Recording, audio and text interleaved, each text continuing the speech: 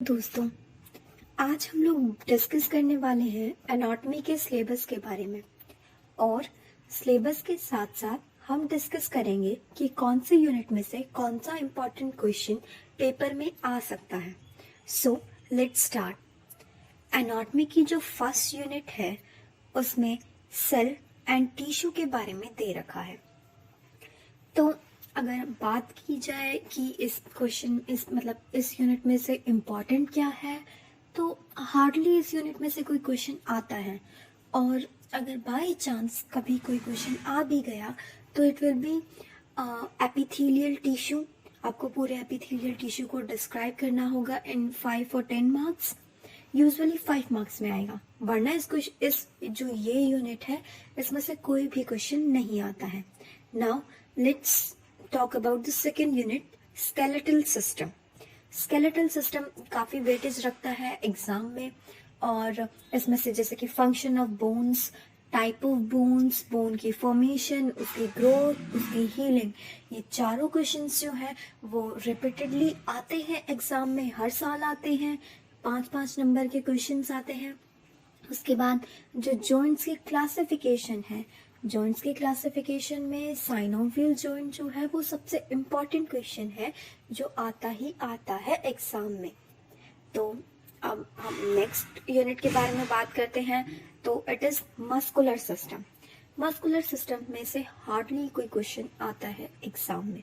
बहुत मतलब 2-4 साल में रिपीटेडली होता है ऐसा कि कोई एक क्वेश्चन आ जाए, वो भी types of muscles, skeletal muscles, smooth muscles and cardiac muscles. आपको इन तीनों मसल्स के बारे में लिखना होता है। So next is nervous system. Nervous system की बात करें हम तो नर्वस में से आपको आ सकती हैं न्यूरॉन्स। न्यूरॉन्स जो है वो सबसे इम्पॉर्टेंट, मोस्ट इम्पॉर्टेंट क्वेश्चन जो है वो न्यूरॉन्स है। तो आप लोग इसके डायग्राम को और इसके बारे में जो इसकी लेबलिंग्स हैं, इसके फंक्शंस हैं, वो बहुत अच्छे से कर लीजिएगा क्योंकि ये बहुत इम्पॉर्टेंट है।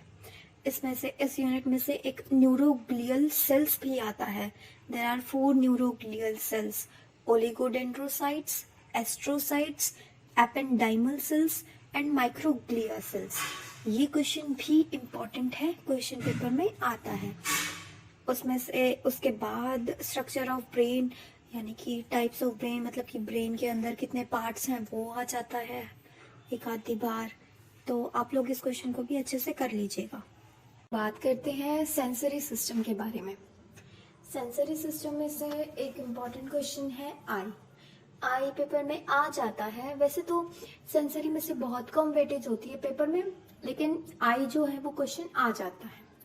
उसके बाद है ईयर।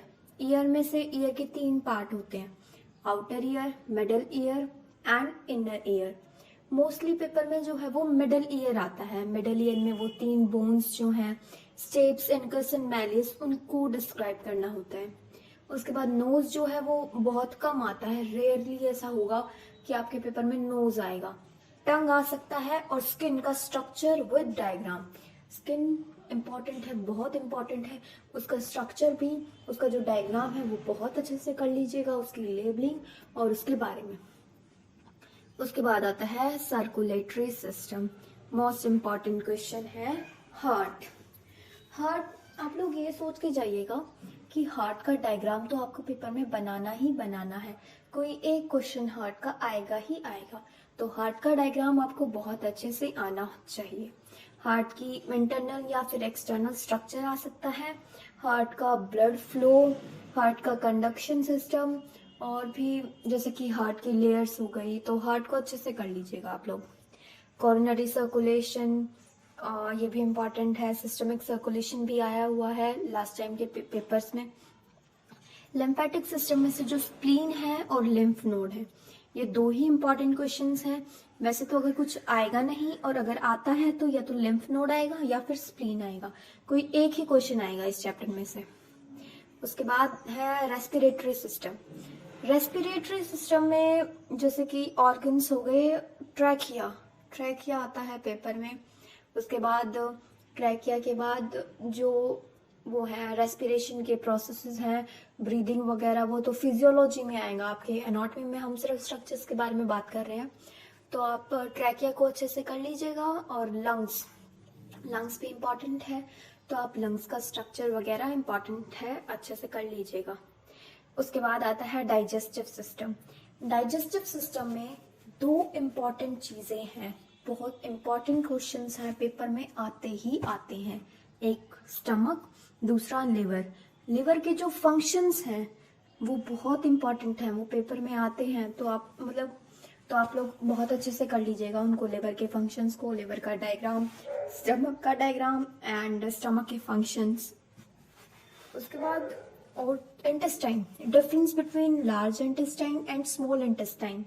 ये क्वेश्चंस भी बार बार रिपीट हो रहा है, प्रीवियस ईयर क्वेश्चन पेपर्स को मैंने अगर देखा है तो वहाँ रिपीट हो रहा है। तो आप लोग वैसे लार्ज इंटेस्टाइन आप कर लोगे, स्मॉल कर लोगे, बट जो डिफरेंस है एक बार उसके गो थ्रू भी हो लेना कि अगर डिफरेंस आता है तो आप उसको कैसे लिखोगे। तो देख लोगे तो अच्छे से टेबल की फॉर्म में बना दोगे पेपर में। उसके बाद हम बात करते हैं एक्सक्रीटरी सिस्टम। एक्सक्रीटरी सिस्टम में से जो इम्पोर्टेंट क्वेश्चन है वो है किडनी। किडनी जो है वो आता ही आता है पेपर में, उसका डायग्राम अच्छे से कर लेना। और इसमें से और तो कुछ ऐसा है नहीं जो पेपर में आ सकता है। यूरेटर को कर लेना आप, यूरेटर, यूरिनरी ब्लैडर, इनके डायग्राम कर लेना। बाकी जो इनकी लेयर्स वगैरह हैं वो तो एक जैसी ही है तीनों की, यूरेटर की, यूरिनरी ब्लैडर की और यूरेथ्रा की। डायग्राम कर लेना। स्किन का स्ट्रक्चर और उसके फंक्शंस मैंने आपको इम्पोर्टेंट बता ही दिए हैं। अब आता है एंडोक्राइन सिस्टम। एंडोक्राइन सिस्टम में से जो पिट्यूटरी ग्लैंड है वो मोस्ट इम्पॉर्टेंट क्वेश्चन है। Anterior pituitary and posterior, anterior आ सकता है या फिर पोस्टीरियर या फिर पूरा पिट्यूटरी ग्लैंड आएगा। तो आप लोग इस क्वेश्चन को अच्छे से कर लेना, इसका डायग्राम भी कर लेना। उसके बाद थायराइड ग्लैंड एंड पैराथायराइड भी इम्पॉर्टेंट है। और उसके बाद थाइमस एड्रिनल ग्लैंड तो इतना पेपर में नहीं आता है। पेनक्रियास फिर भी एक आधी बार आ जाता है, तो पेनक्रियास को भी कर लेना आप। उसके बाद रिप्रोडक्टिव सिस्टम में से जो सबसे इम्पॉर्टेंट क्वेश्चंस हैं वो है, एक तो स्ट्रक्चर ऑफ ब्रेस्ट पेपर में आता है, और इंटरनल और एक्सटर्नल जेनिटेलिया जो है फीमेल्स का अलग अलग क्वेश्चन आएगा, या तो एक्सटर्नल जेनिटेलिया आ जाएगा या फिर इंटरनल जेनिटेलिया आएगा। और मेंस्ट्रुअल साइकिल इम्पॉर्टेंट है इसमें से। और जो process of spermatogenesis, last year question paper में एक क्वेश्चन था स्पर्मेटोजेनेसिस, हमारे सिलेबस में है नहीं ये, लेकिन ये पेपर में आया हुआ था कि स्पर्म की फॉर्मेशन कैसे होती है, वो माइटोसिस मियोसिस जो प्रोसेस होते हैं, आप उसको अच्छे से कर लेना पेपर में जाने से पहले, क्योंकि ये क्वेश्चन आता है। वैसे जो मेल का वैसे स्ट्रक्चर है रिप्रोडक्टिव ऑर्गन, लाइक टेस्टीज आ जाता है, टेस्टीज। उसके अलावा इतना इम्पोर्टेंट कुछ है नहीं इस चैप्टर में। तो आज हम लोगों ने डिस्कस करा है एनाटॉमी के सिलेबस के बारे में और उसके इम्पॉर्टेंट क्वेश्चंस के बारे में। अगली वीडियो में हम डिस्कस करेंगे फिजियोलॉजी, एनाटॉमी एंड फिजियोलॉजी एक साथ क्वेश्चन पेपर में क्वेश्चंस आते हैं, एक साथ ही इनका पेपर होता है।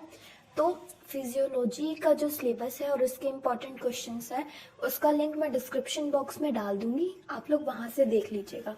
Thank you and have a nice day.